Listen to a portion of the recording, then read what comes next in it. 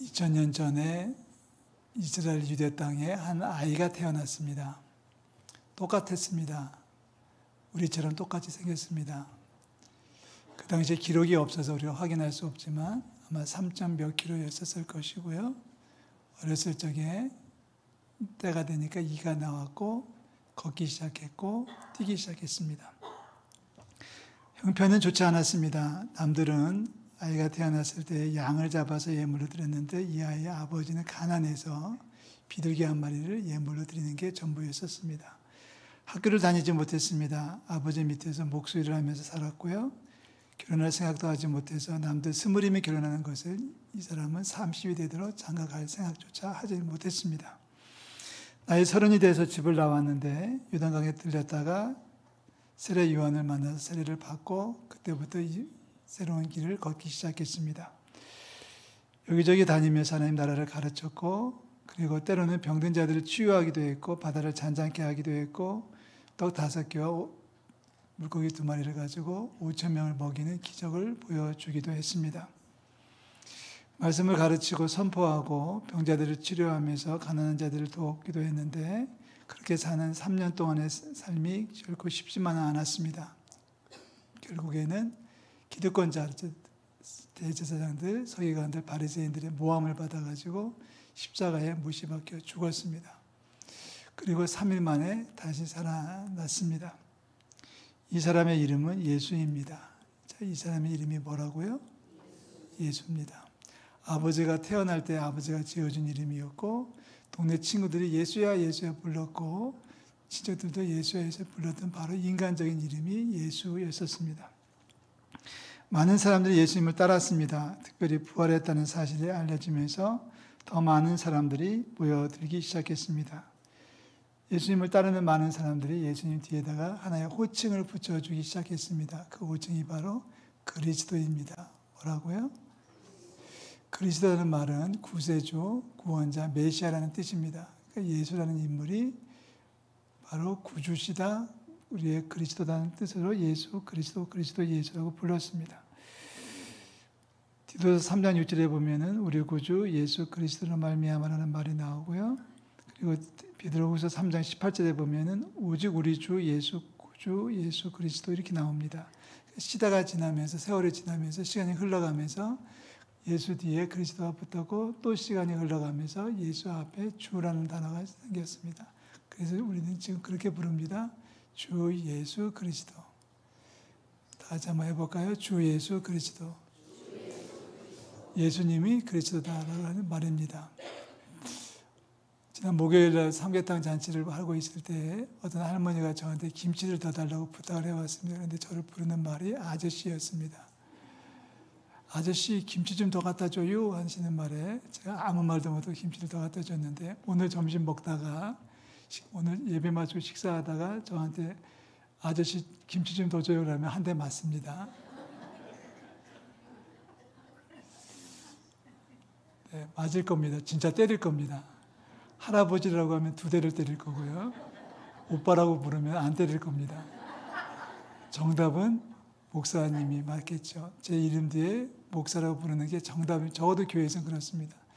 저희 손주가 초등학교 다니는 손주가 있는데 어느 날 저를 장난치면서 목사님 따라다니더라고요. 그래서 한 대 때려 주었습니다. 목사라고 부르는 것이 저한테는 별거 도움이 되지 않겠죠. 할아버지가 맞겠습니다. 걸맞는 단어가 있고 걸맞는 직책으로 붙여줘야 된다는 얘기를 지금 하고 있는 겁니다. 예수님은 그리스도입니다. 예수님은 아저씨도 아니고 예수님은 선생님도 아니고 예수님은 절대로 다른 호칭이 따라 붙어서 될 것이 아닙니다. 중학교 2학년 때 책을 하는 걸 정말 탐독을 한 책이 있는데 세계 역사를 빛낸 3대 성인이라는 책을 읽었습니다. 예수님이 제 앞에 나왔고 그 뒤에 이제 누가 나와서 3대 성인을 쭉 책을 읽었는데 갑자기 누가 제 뒤통수를 딱 때렸습니다. 누구야? 그랬더니 제 친구가 제 뒤통수를 때리면서 야, 뭐 이런 책을 읽어? 그러면서 하는 말이 어떻게 예수님이 3대 성인에 들어가냐? 예수님은 성인이 아니라 하나님의 아들이지. 예수님은 그리스도지. 왜 3대 성인하고 해서 누구랑 비교해서 그렇게 부를 수는 없는 거야 라고 해서 저를 때렸는데 아무 대답도 못하고 반응도 못하고 한 대 맞고 끝났습니다. 곰곰이 생각해보면 그 친구의 말이 맞습니다. 예수님은 성인 군자가 아니라 하나님의 아들이시고 예수님은 그리스도이십니다. 어떤 사람은 예수님을 슈퍼스타라고 하시는 분들이 있어요. 능력을 행하고 병자를 고치고 바다를 잔잔케 하고 세상을 뒤집어 놓았으니까 슈퍼스타라고 부르는 말이 틀린 말은 아니지만 예수님은 슈퍼스타 이상입니다. 슈퍼스타가 틀린 말이 아니라 슈퍼스타로 제한하는 것은 맞지 않다는 얘기예요. 예수님은 성인군자 이상이고 예수님은 슈퍼스타 이상입니다. 하나님의 아들입니다. 그 말을 우리가 이렇게 부르는 거예요. 예수님은 그리스도입니다. 할렐루야. 우리 옆에 있는 분에게 고백하고 선포합니다. 예수님은 그리스도세요 라고 얘기하면 듣는 분도 맞아요 라고 대답하십시오.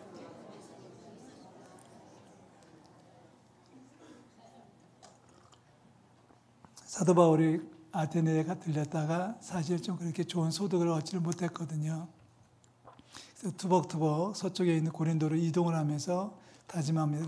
고린도에 도착한 사도 바울이 다른 얘기 안 해요. 뭐 철학적인 수식어, 철학적인 설명, 논리적인 설명 다 생략하고 고린도에 도착한 사도 바울이 딱 한마디 합니다. 여러분, 예수님은 그리스도입니다. 이 말 한마디에 많은 성도를 얻어요.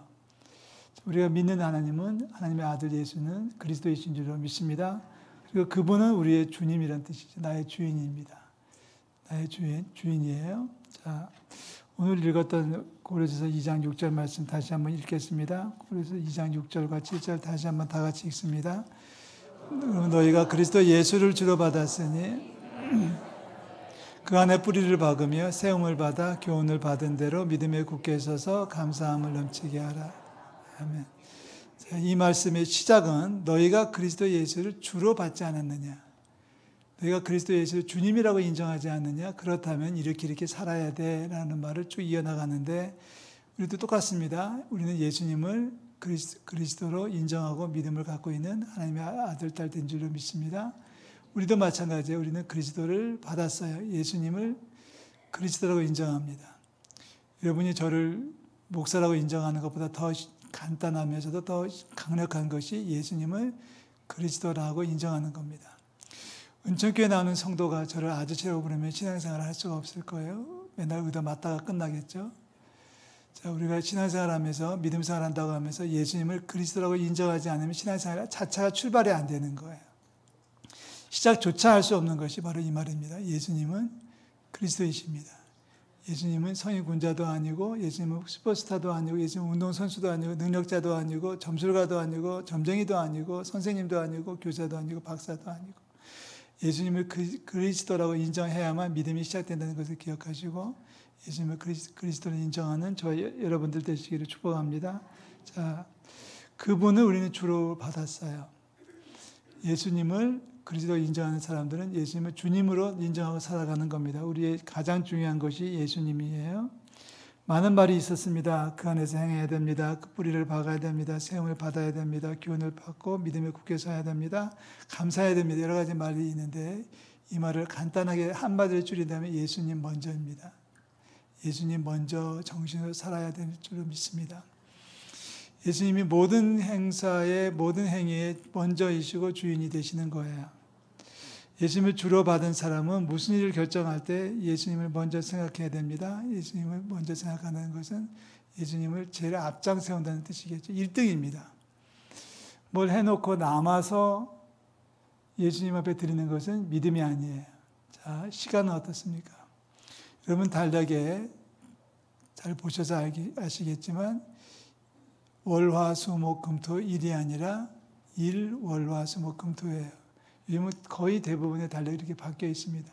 무슨 뜻이에요? 일주일을 살아가면서 일주일 동안에 제일 먼저 하나님 앞에 예배하는 겁니다. 라는 뜻이에요. 전에는 안식일이었었습니다. 안식일의 개념은 뭐냐면 일주일을 살다가 하루를 쉬세요가 안식일인데 지금은 먼저 주님 앞에 드리고 일주일을 사십시오가 주일 개념으로 바뀌어 있습니다. 자, 시간도 마찬가지예요. 하루를 출발하면서 맨 첫 번째 시간을 하나님 앞에 드릴 수 있으면 좋습니다. 아니, 반드시 그렇게 해야 됩니다. 아침에 일어나서 제일 처음에 하는 일은 먼저 주님을 부르셔야 돼요. 그런 선전이 있더라고요. 먹는 날과 안 먹는 날의 차이가 있다고. 저는 그 선전 볼 때마다 주님을 부른 날과 안 부른 날의 차이가 분명히 있다는 것을 확신합니다. 아침에 일어나서 정신이 돌아오면 누워서든지 아니면 앉아서든지 무릎을 꿇어서 좋겠고, 무슨 일을 시작하기 전에 맨 먼저 불러야 될 이름이 바로 주님입니다. 주님하고 부르고 하루를 출발하면 길지 않아요. 다 같이 한번 따라해버려요. 주님 도와주세요. 그 말 한마디 하고 하루를 시작하면 이게 바로 예수님 먼저예요. 한 주간을 시작하면서 먼저 주님 앞에 나와서 예배하는 것이 예수님 먼저예요. 어제 결혼한 노정훈 목사가 지금 출발했어요. 일부 예배 와서 예배하고 중고등부 사역하고 여기 와서 인사하고 가라고 했어요. 쫓아냈어요. 왜냐하면 비행기 시간이 있어가지고 어디 간대요. 그걸 보고 뭐라고 그러죠? 4글자로 중국말로 뭐라고 그러죠? 신혼여행. 비행기 시간이 있어서 아무래도 보내야 될 것 같아서 가라고 허락을 했습니다. 끝나고 예배 마치고 교인들이 인사하겠다 그래서 아니, 그러다가 비행기 놓치면 오히려 힘드니까 가라. 근데 먼저 예배하는 것이 중요하겠죠. 자, 돈은 어떻습니까? 물질은 어떻습니까? 쓸 돈이 모자라잖아요. 쓸 곳이 너무 많잖아요. 자, 일주일 단위로 생각하셔가지고 일주일 단위로 끊었을 때 한 주간을 써야 될 돈이 많이 있는데 그 써야 될 돈들을 미리 주님 앞에 먼저 드리고, 내가 한 주간에 50만 원을 쓴다면, 30만 원을 쓴다면, 10만 원을 쓴다면 쓰는 돈 가운데서 얼마를 떼서 주님 앞에 먼저 드리는 것이 주일원금 개념이에요. 저희 교회는 새벽을 깨우는 자매가 하나 있는데 새벽을 깨울 때마다 수요일 예배 올 때마다 헌금을 해요. 그래서 왜 헌금이 얼마인지는 모르겠어요. 많지는 않죠. 본인 얘기가 많지 않아요. 하는데 언뜻 보니까 1,000원인 것 같아요. 근데 왜 헌금을 해요? 그랬더니 하는 말이 그렇게 배웠대요. 주님 앞에 나올 때는 빈손 들고 나오지 말라고. 그래서 꼭 감사헌금 봉투에다가 1,000원, 2,000원을 넣어가지고 헌금을 하는 친구가 있어요. 구약적인 개념입니다. 구약적인 개념은 주님 앞에 나올 때 빈손 들고 나오지 않는 것이 구약의 개념이라면, 주님의 개념은, 믿음의 개념은 주님 앞에 먼저 드리는 거예요. 한 주간을 쓰기 위해서 내가 써야 될 돈이 이만큼이라면 그 돈 가운데 가장 적은 거라도 먼저 드리는 거지. 많이가 중요한 게 아니라 먼저 드리는 것이 믿음의 출발입니다. 11조도 마찬가지죠. 쓰고 남아서 드리는 것이 아닙니다. 쓰고 남아서 드리는 게 11조가 아니라 쓸 때 많아요. 모자라요. 그렇지만 먼저 주님 앞에 떼어드리고 그리고 출발하는 것이 11조 생활이고 11조 신앙입니다. 오늘 우리가 말씀을 기억하신다면 우리 먼저라는 단어를 꼭 기억해 주셨으면 좋겠습니다. 먼저 그의 나라와 그의 의를 구하십시오. 해야 될 일이 많이 있고 하고 싶은 일이 많이 있어도 먼저 하는 것이 주님을 생각하고 주님 앞에 예배하고 주님 앞에 드리고 주님과 교제하는 것이 먼저 출발할 때 우리의 남은 생활도 축복이 될 줄 믿습니다. 사도 바울은 갈라디아에 보낸 편지에서 이렇게 말했어요. 이제는 내가 사는 것이 아닙니다. 오직 내 안에 그리스도가 사시는 거예요. 라고 고백했습니다. 내 안에 그리스도가 사시는 사람의 모습이죠. 먼저 주님을 생각할 수 있다면. 자, 우리 그런 거 얘기하잖아요. 밥 먹을 때 누가 먼저 먹어야 돼요? 아니, 어른이 먼저 먹잖아요. 저희 집안은 보수적인 집안이 돼가지고 이걸 엄청나게 강조했어요. 아버지보다 먼저 숟가락 들면은 3일 동안 굶어야 되고 막 그랬어요. 정말 보수적인 가정에 자랐는데 그러다가 달라지셨어요. 먼저 먹는 게 어른이 아니고 믿음으로 해석하시더라고요. 신자들은 부모에게 공손해야 돼. 먼저입니다. 하나님 먼저, 예수님 먼저. 예수님이 먼저라고 하기 때문에 예수님 앞에 최고를 드릴 수 있다면 신앙이 완성되는 것이 아니겠습니까? 이제 묻고 싶어요. 우리 안에 그리스도께서 살고 있습니까? 대답하셔야 돼요. 여러분 안에 지금 그리스도가 살고 계십니까? 그렇다면 두 번째 질문은 주 예수 그리스도라고 묶어서 믿음을 고백하고 있습니까? 예수는 그리스도시고 그리스도 예수는 나의 주님이시는 사실을 고백하고 믿고 있습니까? 그렇다면 마지막 질문을 던져봅니다. 우리에게도, 저와 여러분에게도 예수님 먼저의 정신이 남아 있습니까? 예수님 먼저 이번 한 주간 한번 살아보자고요. 굉장히 더워요. 정말 덥습니다. 그런데 시원합니다. 시원하다고 말하는 분들에게는 시원할 줄로 믿습니다. 제가 새벽에 계속해서 요즘 그렇게 질문을 던지고 새벽 말씀을 시작하는데 오늘 시원할 줄을 믿습니다. 그러면 많은 분들이 아멘 하고요. 근데 꼭 한두 분은 고개를 저어요. 그분은 하루 종일 더울 거예요. 30도가 더운 게 아니라 25도로 떨어져도 더울 거예요. 아니 20도로 떨어져도 더울 거예요. 덥다고 생각하면 더울 거고 시원하다고 생각하면 시원할 겁니다. 제가 물어볼게요. 이번 한 주간 시원할 줄로 믿습니다. 주님께서 시원하게 만들어 주실 줄로 믿습니다. 40도가 돼도 시원할 수 있고요. 50도가 돼도 시원할 수 있는 것이 우리의 마음 그 자세예요. 그 마음을 써야 되는데 예수님 먼저라고 하는 마음을 쓸 수 있었으면 좋겠습니다. 예수님 먼저, 예수님 최고로 살아가는 우리 성도들에게 하나님의 은혜와 축복이 넘쳐나기를 주의 이름으로 축원합니다. 기도하겠습니다. 하나님 아버지 고맙습니다.